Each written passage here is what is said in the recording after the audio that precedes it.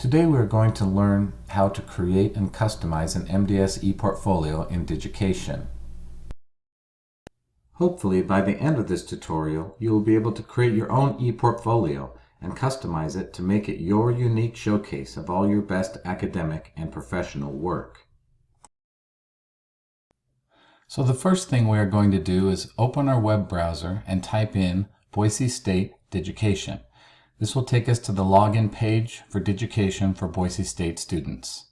Then click in to log in as a student and log in using your Boise State credentials.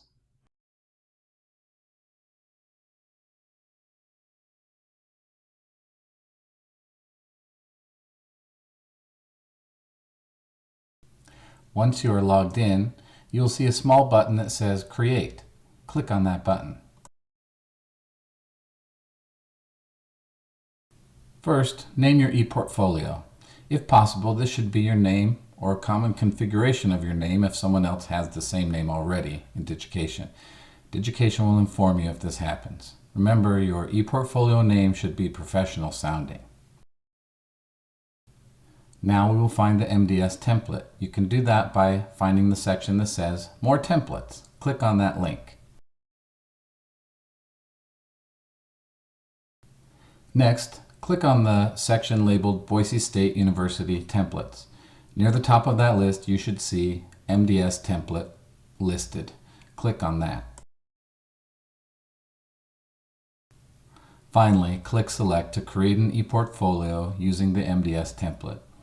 After a few more quick steps, you'll have your own MDS ePortfolio. You'll need to enter a few more things. First, click on the permissions setting and set it to at least private within Boise State University or public. You can also select it to be private within only MDS under the directory category, but that would limit your ePortfolio views to only students in your current section of MDS. You may also require password access, but for the purposes of this class, it may be a little cumbersome.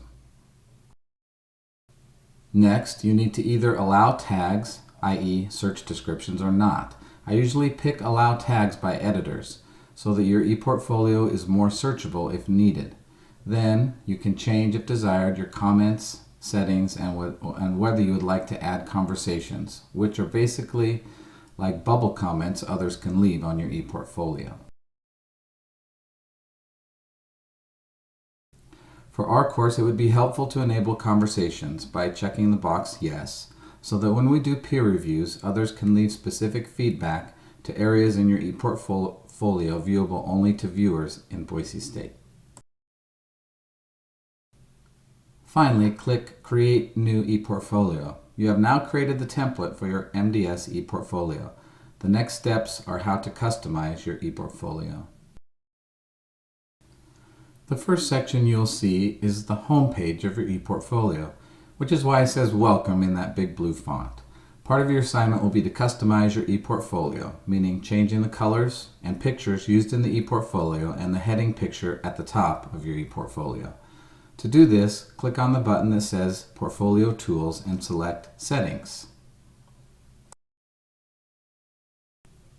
This takes you back to some of the original options we saw when we created the ePortfolio. Under the first section, however, you can see that there is a box that says Customize. Click on that box. From here, there are several things we can change. The first thing is that we can change the directory icon, or the small picture that people will see next to our ePortfolio name in Digication. To change this, click on the Browse button underneath the directory icon section. Find a picture, maybe a nice professional picture of yourself, from your computer, and then once you have selected it, click Open.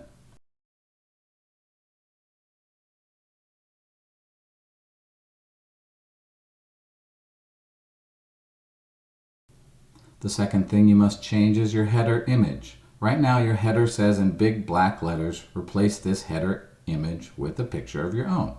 To do that, select Upload New Image and then click Browse. Once again, find a picture that you feel would look nice at the heading page at the top of each part of your ePortfolio on your computer and click Open. All pictures will be resized to a rectangular shape and shown only from the top third or less of a normal square size picture. so you may have to play with resizing a picture you like before uploading it.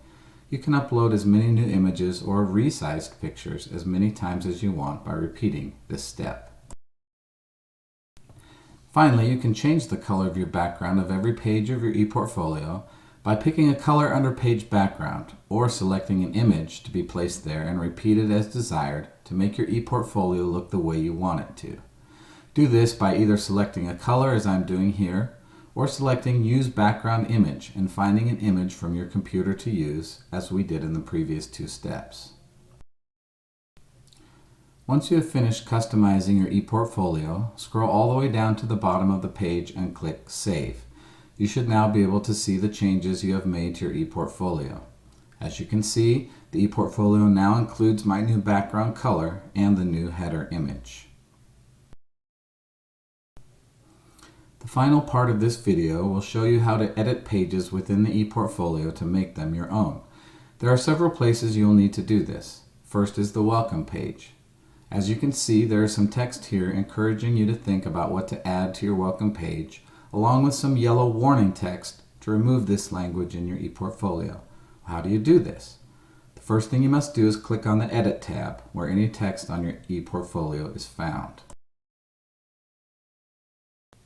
As you can see, once I have done that, it takes me to an Edit window, where I can change things like font size, add pictures or other information, just as I would do in a word processing program.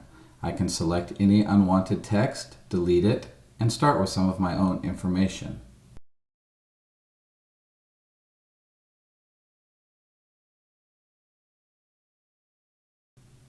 Once I've added some text, I also need to add a professional picture of myself, and I do this by clicking on the Insert Media button at the top of the toolbar in the Edit box.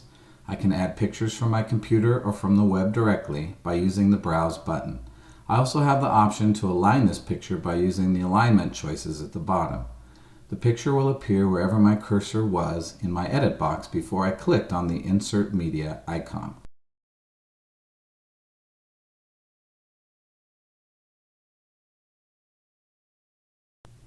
Once the file is ready, I need to scroll down and click on Insert to insert the picture inside the text box.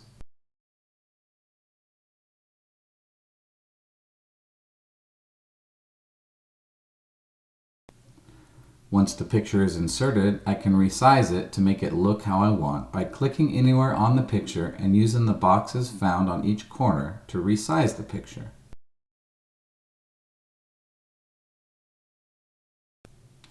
Finally, before I leave any section I am working on, I do need to click on the Save button at the bottom of the page I am working on. Until I save it, viewers will only be able to see the unchanged template. Once I do that, other viewers will be able to see what I have changed. For you to see what your new page now looks like, click on the Publish This Page button and then Publish All Changes. If you want to see what your ePortfolio looks like now, you can go up to the top of the page and click on the Published tab. That will show you how your ePortfolio now looks to others. Once you have edited your welcome page, the other sections of the ePortfolio can also be edited, following the directions under each tab. The resumes, MDS outcomes, and each separate MDS outcome has its own page, each with its own edits you need to make. There are many helpful handouts in the Digication help site that will guide you through how to add sections or new pages to your ePortfolio if you want, how to embed PDF documents that you can scroll through, etc. To reach these handouts, go to the boisestate.edu website and then click on Digication Support, which is found at oit.boisestate.edu.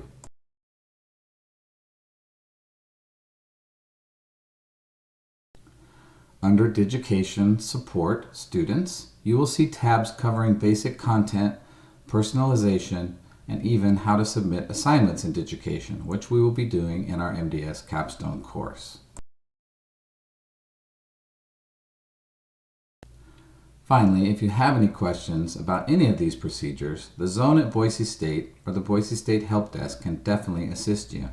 I hope this video has helped you know how to create and customize your MDS ePortfolio, and I'm excited to see what you develop as your own unique ePortfolio that you can use above and beyond your time at Boise State University.